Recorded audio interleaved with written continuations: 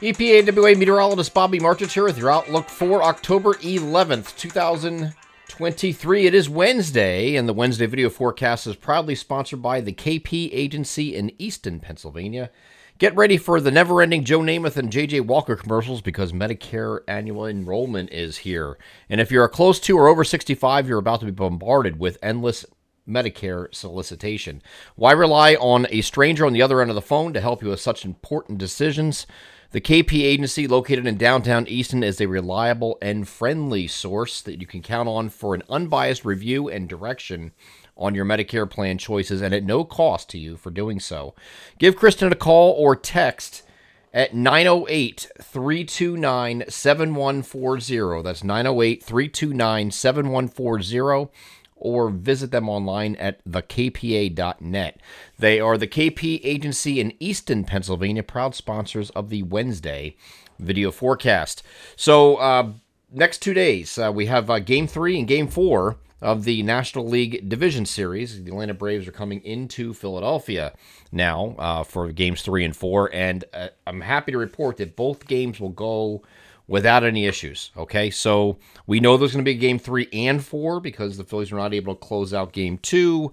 So that series is now tied 1-1, so we're going at least 4, okay? And 3 and 4 are going to be in South Philadelphia. Today's a mostly sunny day, and that's why they have the image as you do behind me. And 64 to 72, really both days, 64 to 72. You'll see a little bit more in the way of clouds here on Thursday, and that's just because a weak warm front is going to be moving toward the region. No precipitation with it. It's mainly going to be areas north of I-76. It might not even get to Philadelphia, and it might just be a partly cloudy evening, and that's it. So not really that big of a deal there. So no issues for the game, either game, Wednesday or Thursday.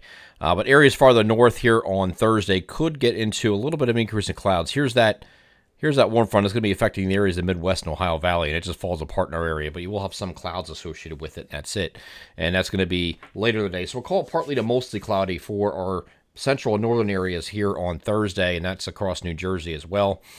And then we get to the weekend. Now, Friday is a partly cloudy day as well. We're going to have temperatures come down a little bit Friday, too, from what they are over the next 2 days. We're going to be kind of like in that 60 to 65 degree range for highs here on Friday with partly cloudy skies. That's your last day that is going to be nice. So the rest of this whole work week is going to be nice with no precipitation and fairly nice skies here through the entire 3-day period. We get to the weekend, it's going to be a different story. Now, I always see this as there's 3 types of people here with the weekend deal.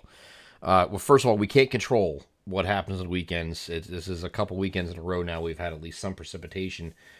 It is fall. This happens. You have coastal systems in fall, especially in October. This is a typical thing in this point of fall. So this is not unprecedented in any way, and things like that.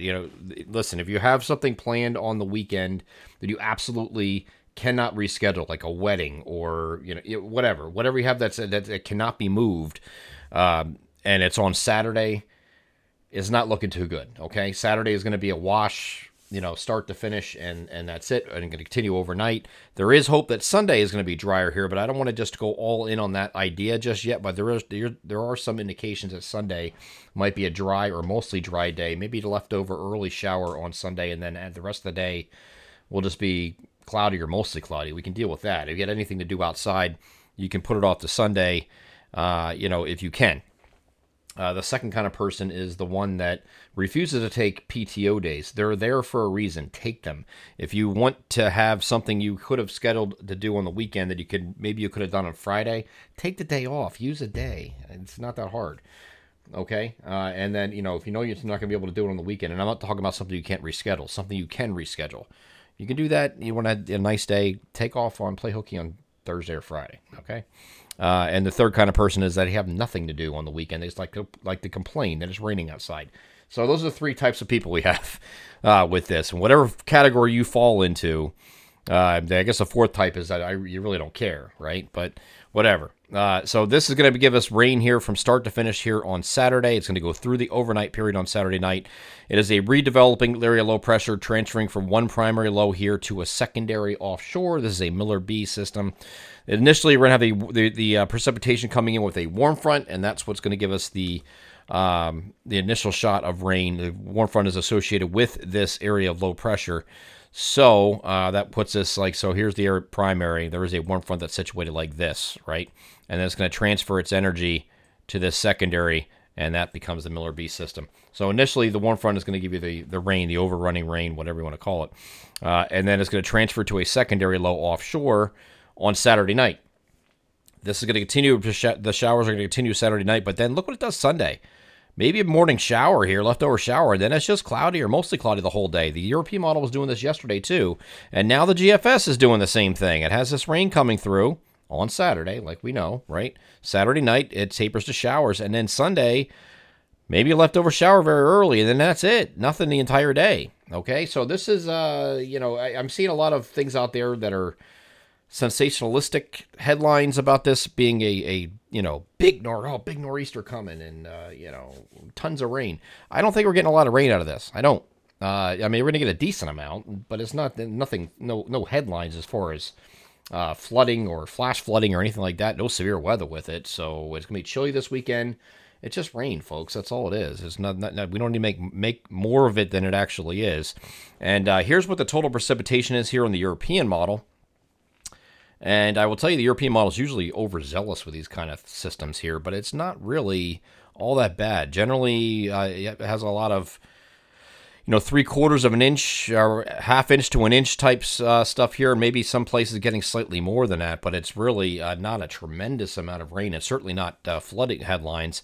The GFS actually is a little bit more enthused with 3/4 of an inch to an inch and a half across our region, which is a little bit more, but it's still not anything to write home about. I mean, it's going to be a soaking rainfall and a steady rainfall, but this is coming over, 18 hours here, 12 to 18 hours. This is not falling all at once, and you can get this out of a singular thunderstorm in the summertime. So I'm not sure what these headlines are about, but this is what we're dealing with. It's just a wash, rain out on Saturday. It's all it is.